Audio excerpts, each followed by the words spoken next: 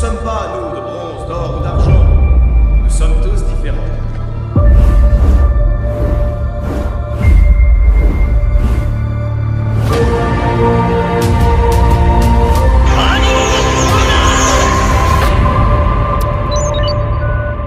Et coucou les amis, c'est Aiolos Devil, j'espère que vous allez bien et je suis désolé, vous deviez avoir cette vidéo totalement en immersion dans le sud, mais malheureusement les cigales faisaient vraiment trop de bruit, j'ai dû redoubler ma voix par-dessus, je suis navré, bah c'est pas grave, on y va, c'est parti. On va s'occuper de cette deuxième version de Vegeta qui sort bien bientôt en France, hein, où c'est déjà à cette heure où je sors la vidéo, c'est déjà sorti. C'est une version numéro 2, vous verrez qu'on fera le comparatif avec la première version qui est sortie, et c'est toujours un plaisir de recevoir un Vegeta chez soi, parce que, bah voilà, c'est un personnage charismatique, hein, voyez, donc je voulais vous présenter vraiment la boîte en milieu naturel avec le soleil. Ici derrière, je vais vous montrer effectivement que les figure art, de toute façon, sont toujours bien présentées, hein, un peu comme les Meat-Claws de Senseiya. Là, effectivement, il faut voir ce qu'ils ont rajouté par rapport à la première version. Alors, tout simplement, déjà, les visages sont beaucoup plus beaux. Et vous le verrez très rapidement, juste à l'arrière de cette boîte, que les visages sont plus jolis. Le corps est un peu plus bleu, mais vous le verrez sur la comparaison. Et vous avez effectivement une différence au niveau de la couleur de la chevelure, qui est le doré est un peu plus nuancé. C'est-à-dire que la première version était plutôt jaune, là on est plutôt sur du doré doré jaune, c'est plutôt sympa. Vous voyez que l'arrière de la boîte est plutôt sympa avec plusieurs poses différentes, et notamment je suis Vegeta, hein, avec le pouce qui se met vers lui.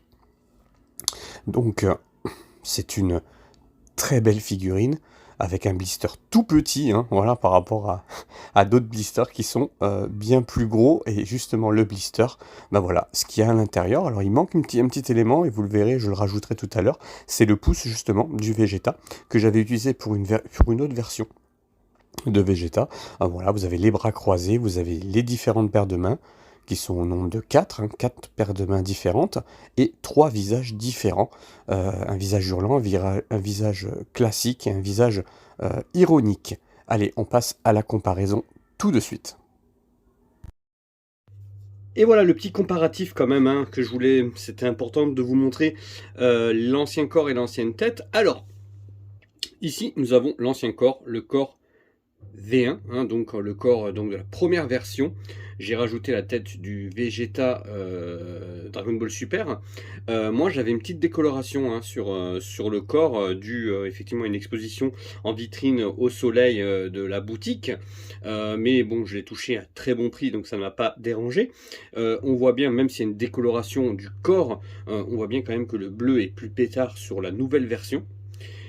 À côté ici, vous avez la fameuse tête donc de ce fameux V1, hein, que j'ai mis donc sur le Dragon Ball Super. J'ai interverti les deux, tout simplement pour pouvoir mettre mon Vegeta comme ça, avec le Trunks non super guerrier. Sinon ça aurait fait effectivement beaucoup trop de super guerrier. Et puis pendant le combat de Cell, de toute façon, combat contre Cell, Vegeta et Trunks ne sont pas en super guerrier. Il n'y a que Gohan et Sangoku qui sont en super guerrier. Donc voilà, c'était vraiment dans ma vitrine, vous le verrez lors du room tour. C'est vraiment l'attente du Cell Game que j'ai voulu faire sur le côté. Ensuite, effectivement, vous voyez, hein, qu'il y a une différence de couleur entre les deux. Ici, celle-ci est un peu plus donc dorée. Alors, je vais essayer de vous faire une petite... hop. On va essayer de faire un truc un peu sympa. Donc, vous voyez, hop, entre les deux. Donc, on a un jaune beaucoup plus pâle, on va dire, enfin beaucoup plus clair, hein. Et ici on a vraiment le super guerrier, comme alors je vous dirai pas laquelle est la plus belle. Ce que je vais faire par contre, c'est vous montrer déjà les visages. Vous voyez que le visage de celui-là de Vegeta, hein, est quand même plus sympa. Alors attendez, c'est ce qu'on va faire. Hop, tac, ça va être plus simple. On va faire ça. Hop. Voilà, donc vous voyez la différence entre les deux couleurs. ça se voit bien, et le visage qui est beaucoup plus travaillé sur celui-là de Vegeta, puisque nous avons effectivement les traits, nous avons les cernes, etc. Et l'autre qui était pas dégueulasse, hein, franchement, il était pas moche du tout, mais malheureusement, voilà, il était moins détaillé. Maintenant, moi, je suis pas spécialement plus emballé par celui-ci que celui-ci en termes de super guerrier. Honnêtement, au niveau du jaune, j'ai même tendance à vous dire que... alors, celui-ci est joli parce qu'il y a plus de nuances, etc. Mais l'autre ne me dérangeait pas. Hein, et au niveau du sculpte, on est... si on le retourne, hein, on va regarder hop, la différence de sculpte. C'est kiff-kiff, hein, c'est du pareil au même. Hein. Donc franchement... il n'y a pas trop de soucis de ce côté-là. Moi, je trouve que les deux versions sont différentes, mais se valent. J'ai pas une préférence l'une pour l'autre, hein, bizarrement. Et ensuite, pour le corps... Alors, vous voyez, moi, comme j'ai un peu une décoloration, mais on voit bien que celui-ci est beaucoup plus bleu hein, que celui-ci. Bon, c'est pas non plus dégueulasse. Bon, je pense que le mien a vraiment décoloré, hein, ce qui fait que... Voilà, mais il y a quand même une différence de bleu, on le voit bien. Voilà pour le petit comparatif entre la V1 et la V2. C'était important quand même de vous montrer ça. Allez, place à la figurine en milieu naturel, pareil. Je ne vous ai pas laissé du coup tout simplement les cigales, mais je vous ai fait quelques petites vidéos différentes. Il y avait un peu d'air, il y avait un peu de vent, c'était un peu compliqué de la faire tenir. Elle a quand même des points positifs et des points vraiment améliorés cette figurine.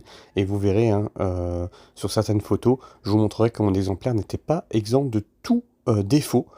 Loin de là, et elle a une stabilité, voilà, là c'était vraiment pour tester la stabilité, qui est vraiment, des fois, elle tombe facilement.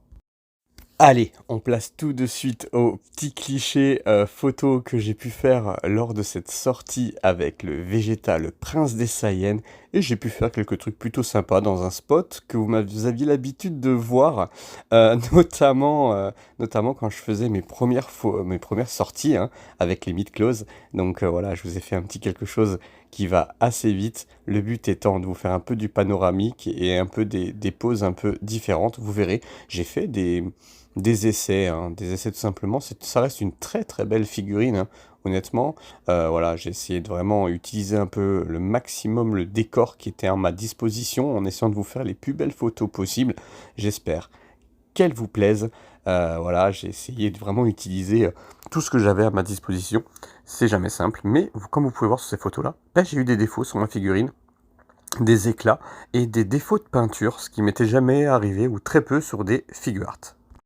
Aïe aïe aïe, même quand j'essaie de vous faire des toutes petites vidéos, j'y arrive pas, hein. C'est mon gros défaut, hein. J'essaie de vous faire même une vidéo de 5 minutes, c'est impossible de vous le faire. Allez, je vais aller droit au but.